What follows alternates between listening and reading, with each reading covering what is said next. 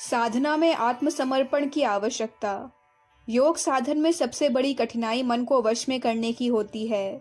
इसकी चंचलता और शैतानी का कुछ ठिकाना नहीं। मन बिल्ली की तरह ताक लगाए बैठा रहता है और जैसे ही कोई महान विचार उदय होता है उस पर झपट पड़ता है और फिर नई नई वासनाओं या कामनाओं का पचड़ा आरंभ कर देता है। इच्छा का स्वरूप भी लगभग ऐसा ही है।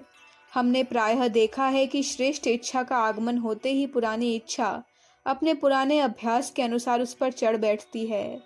थोड़ी दूर चलने पर मालूम पड़ता है कि इस विचार या इच्छा में तो कोई भूल थी। तब फिर मन को शांत अवस्था प्राप्त होती है। इस प्रकार यह मन का विद्रोह बहुत समय तक चलता रहता है। धैर्य धारण करके धीरता के सहारे ही मन के इन भोगों को हटाना चाहिए। इसके पश्चात मन धीरे धीरे शिष्ट बनने लगता है। साधना दो प्रकार की होती है, एक अपने लिए तपस्या करना और दूसरी साधना। इन्हीं को कर्म योग और ज्ञान योग के नाम से पुकार सकते हैं। ज्ञान योग का स्वरूप साधारणतः यह है कि हम सबसे अलग होकर यह निरीक्षण करते रहे कि मन के भीतर कैसी कैसी आकांक्षाएं, प्रभाव और विचार उमड़ रहे हैं और शांत हो रहे हैं। हमें उदासीन भाव से यह देखना चाहिए कि किस वस्तु से हानि पहुंच रही है। आरंभ में तो इन वस्तुओं के साथ स्वयं भी मिलना पड़ता है, क्योंकि इसके बिना उन पर दृष्टि ही नहीं पड़ती। धीरे धीरे अभ्यास हो जाने पर सभी बातें प्रकृति के त्रिगुण की क्रीड़ा तरंगों से ही उत्पन्न होती है। वस्तुतः हम अपनी निजी शक्ति से किसी भी विचार, बोध या कार्य की उत्पत्ति होना नहीं मान सकते। सब प्रकृति का दिया हुआ ही होता है। प्रकृति द्वारा ही इन सब में हमारी प्रवृत्ति होती है। इसीलिए हम कह सकते हैं कि यह सब प्रकृति की ही ठग विद्या या विशेषता है। हम तो सिर्फ उससे मिले हुए ज्ञान रहित होकर पड़े हैं। सुख दुख, पाप पुण्य, फलाफल का द्वंद्व मचा हुआ है। इससे बचने का एकमात्र उपाय यह है कि हम इसके विरुद्ध एक तरकीब या चाल से काम लेकर प्रकृति के कौशल को परास्त कर दें। वह चाल है अपना पृथक्करण, अर्थात अपने को पूर्णतः प्रकृति से अलग समझना। भीतर का दृष्टा पुरुष जितने अविचल भाव से स्थित हो सकेगा, उतना ही अधिक बंधन स्वरूप द्वंद्व ढीला होगा और फिर अंत में फिर द्वंद्व की इतिश्री हो जाएगी। यही ज्ञान योग का सार है। किंतु इस ज्ञान योग के हो जाने से भी सब काम समाप्त नहीं हो जाता। प्रकृति के 3 गुणों से अपने को मुक्त कर लेना ही पर्याप्त नहीं है, वरन उन गुणों का रूपांतर होना चाहिए। गीताकार ने भी निष्क्रिय गुण्य के परे हो जाने का निर्देश दिया है, पर उसकी विशेष व्याख्या नहीं की है। अब हमको इसकी ओर स्वयं ही ध्यान देना चाहिए। कर्मयोग का रहस्य भी इसी तरह का है। पहले फलाफल को समर्पण करके, अर्थात फलाफल की आशा त्याग कर कार्य करते जाना चाहिए। हृदय में भगवान है ऐसा समझकर उनका स्मरण करते हुए सब कामों को आरंभ करना चाहिए। जैसा कि गीता में भगवान ने कहा, यथा नियुक्तोस्मि, इनमें भी मैं करता हूँ। इसके पश्चात इस कर्तृत्व, कर्तापन के अभिमान का त्याग, उत्सर्ग कर देना चाहिए। फल के साथ ही साथ कर्म का भी समर्पण करना पड़ता है। हमको यह समझना चाहिए कि सब कर्म प्रकृति के गुणों के अनुसार ही होते हैं। इसे पुरुष दृष्टा भाव से देखता रहे। ऐसा होने से आपको जान पड़ेगा, एक विश्व भाव युक्त शक्ति ही समस्त विचारों, अनुभवों और कार्यों में चलकर सृष्टि का संपादन कर रही है। ऐसा होने से ही हमको एक शांत, समदर्शी और साक्षी की अवस्था प्राप्त होती है। तब भी हमारे भीतर द्वंद्व रहता है, किंतु वह मन, प्राण और शरीर के ऊपरी भाग में ही रहता है। भीतर तो समता ही स्थिर रहती है। इस अवस्था में बाहर के अन्य लोग इसमें भी दोष, गुण, छोटे बड़े का अस्तित्व ही देखते हैं, किंतु साधक के भीतर का पुरुष गुणातीत और शांति मग्न अवस्था में ही रहता है। यह अवस्था निसंदेह बहुत ऊंची है, फिर भी हमको इससे आगे बढ़ना आवश्यक है, क्योंकि पक्की अवस्था तभी मानी जाएगी जब गुणों का भी परिवर्तन हो जाए। हमारे योग पूर्ण योग की प्रणाली यही है कि हम स्वयं किसी साध्य को लेकर उसे प्राप्त करने की साधना नहीं करते, बल्कि सब कुछ नारायणी शक्ति ही स्वयं करती है। उन्हीं के हाथ में साधना का संपूर्ण भार समर्पण करके स्थिर रहना चाहिए। भगवान अपने आप ही साधना करते हैं।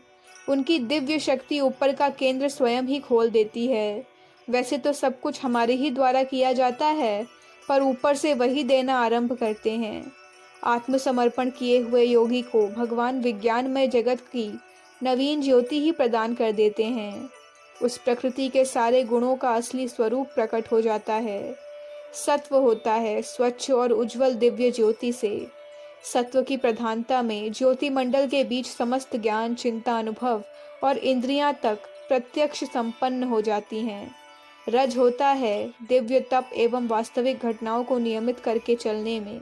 उस दिव्य तप का नाम ही क्रीड़ा है। तम का भी उसी में रूपांतर हो जाता है। तम होता है समरस, शांत और गंभीर आनंद की गोद में सदा डूबे रहने से। उसी विराट शांति की गोद में ही समस्त कर्म बिना विघ्न बाधा के साधित होते रहते हैं। और कहाँ तक कहें सोना भी उसी प्रकाश के समीप होता है। वह अवस्था कितनी शांतिपूर्ण और सुखमय है, उसे हम शब्दों द्वारा कह नहीं सकते। मनुष्य की भाषा और मन बहुत असंपूर्ण है। उसके द्वारा इस दिव्य राज्य का कुछ भी वर्णन नहीं किया जा सकता। इस दिव्य राज्य में मनुष्य को भगवान स्वयं ही पहुंचा देते हैं। केवल उसका मनोभाव सत्य और निष्कपट होना चाहिए। मनुष्य के दोनों हाथ उठाकर पुकारने से भगवान सहस्त्र बाहु बढ़ाकर उसे ऊपर खींच लेते हैं। ऊपर उठना चाहिए, इसका अर्थ यह नहीं कि कोई ऐसा विशेष स्थान है जहां सब प्रपंच छोड़कर उठ जाना होगा। इसका मतलब यही है कि हमारा वर्तमान स्वभाव बड़े बुरे ढंग का हो गया है, इसलिए उन बुराइयों को दूर करने की आवश्यकता है। तात्पर्य यह कि आगे इस शारीरिक ज्ञान, इस जड़ बुद्धि और देह संबंधी भावना को छोड़कर उठे बिना सूक्ष्म सत्य अथवा अध्यात्म सत्य का कुछ भी अनुभव नहीं किया जा सकता। जिस तरह इस जड़ शरीर के पीछे सत्य अन्नकोश है, उसी प्रकार आत्मश्लाघा के पीछे एक विराट आत्मकर्म है। यूरोप निवासी जिसे बोधातीत या अव्यक्त मन कहते हैं, वही हमारा हिरण्यगर्भ है। इस सूक्ष्म मानस लोक का विकास या उपाय जिस मनुष्य में जितना ही अधिक रहता है, उसके भीतर उतनी ही काव्य प्रतिभा आदि प्रकट होती देखी जाती है। हमारी सूक्ष्म आंतरिक आंखें, सूक्ष्म कान आदि इंद्रियों की सत्ता स्वतंत्र होती है और उनका पृथक रूप से सुधार भी किया जा सकता है। भागवत आनंद भी इसी प्रकार का है। भगवान को जिसमें आनंद होता है वही होता है और उसका धीरे धीरे होना अनिवार्य है। हम तो सुख दुख के रूप में द्वंद्व का अनुभव करते हैं, किंतु वास्तव में दोनों ही आनंद के विभिन्न रूप हैं। हम सहन करने की शक्ति को नष्ट करके इंद्रिय ज्ञान से दुख ही पाते हैं, किंतु यह युग सनातन या पुराना नहीं है। कई बार ऐसा देखा गया है कि कठिन दुख भी अनायास ही आनंद में परिणत हो गया है।